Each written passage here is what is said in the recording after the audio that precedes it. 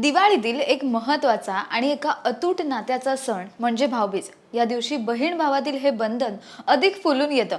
सर्वसामान्य असो किंवा राजकारणी, हा दिवस सारं कुटुंब एक होऊन उत्साहात साजरा करतात। पण राजकारणात एक असे बहीण भाऊ आहेत ज्यांच्या एकत्र येण्याची अवघा महाराष्ट्र वाट पाहतोय। गेल्या काही महिन्यांपासून दुरावलेलं हे भावंड यंदाच्या भाऊबीजेला एकत्र येणार का, याकडे साऱ्या महाराष्ट्राचं लक्ष लागलं। बारामती म्हटलं की पवार कुटुंब आठवतं। बारामती म्हणजे पवार आणि पवार म्हणजे बारामती, हे असं समीकरण तयार झालंय। पण गेल्या काही वर्षांपासून हे समीकरण काहीसं बिघडलंय।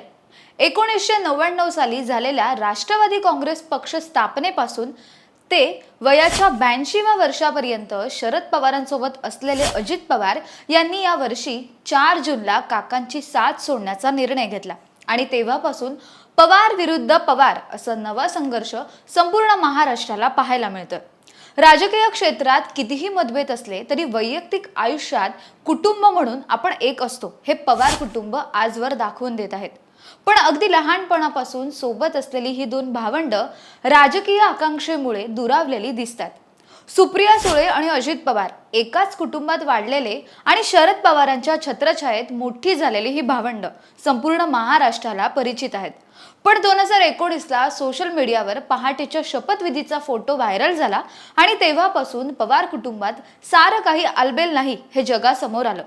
पण 1-2 दिवसात अजित पवार परतले आणि आमच्यात सारं काही आलबेल आहे असं त्यांनी स्पष्ट केलं खरं, पण सारं काही आलबेल नव्हतं हे अजित पवारांनी 4 जून 2023ला पुन्हा एकदा दाखवून दिलं। त्या दिवसानंतर आतापर्यंत अनेक राजकीय घडामोडी घडल्या। गेल्या वर्षीच्या दिवाळीत सारं पवार कुटुंब एकत्र आलं।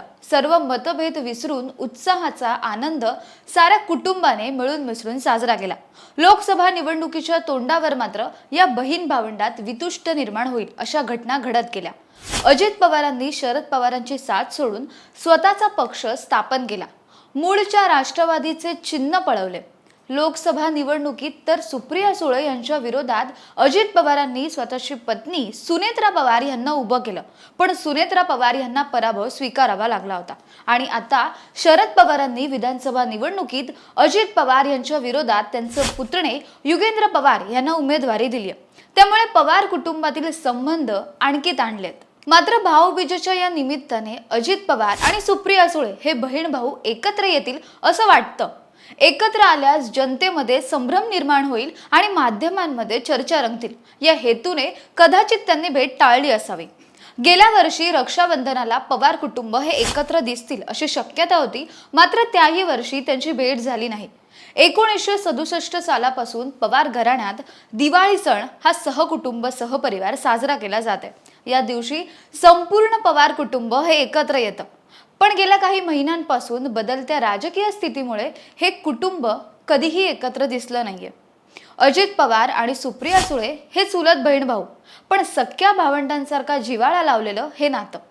रक्षाबंधन असो किंवा भाऊबीज, या दोन्ही सणाला अगदी सुरुवातीपासूनच सोबत असणारे सुप्रियाताई आणि अजितदादा गेले 2 वर्ष एकत्र दिसलेच नाहीयेत।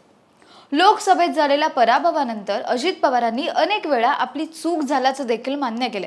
राजकीय मतभेद असले तरी साहेब आमचं दैवत हे वाक्य वारंवार त्यांच्याकडून ऐकून आले। सुप्रियाताईंबद्दल असलेला आदर आणि प्रेम हे त्यांच्याकडून दिसून येतं। खासदार सुप्रिया सुळे यांनी देखील अजित पवार वेगळे झाले याची वेदना आहेच, कारण मी या नात्यांना खूप महत्त्व देते।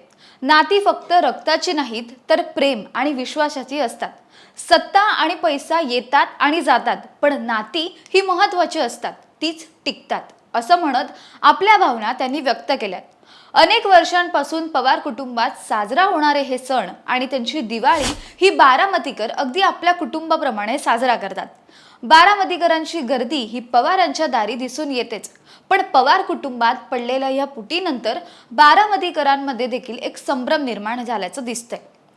भाऊबीज किंवा रक्षाबंधन या दिवशी अजित पवार आणि सुप्रियाताई हे एकत्र येतील असं वाटत असताना राज्यात होणाऱ्या राजकीय घडामोडींमुळे संपूर्ण चित्र हे बदलूनच जातं। उद्या होणाऱ्या भाऊबीजकडे सर्वच जण आतुरतेने पाहतात। मात्र राज्याच्या राजकारणात कितीही उलथापालथ झाल्या किंवा राजकारणांमुळे पवार या कुटुंबात कितीही मतभेद असले तरी राजकीय पोळी बाजूला ठेवून अजितदादा आपल्या लाडक्या बहिणीला भेटायला येणार का? आणि ह्या निमित्ताने सुप्रिया सुळे आणि अजित पवार हे एकत्र येतील का?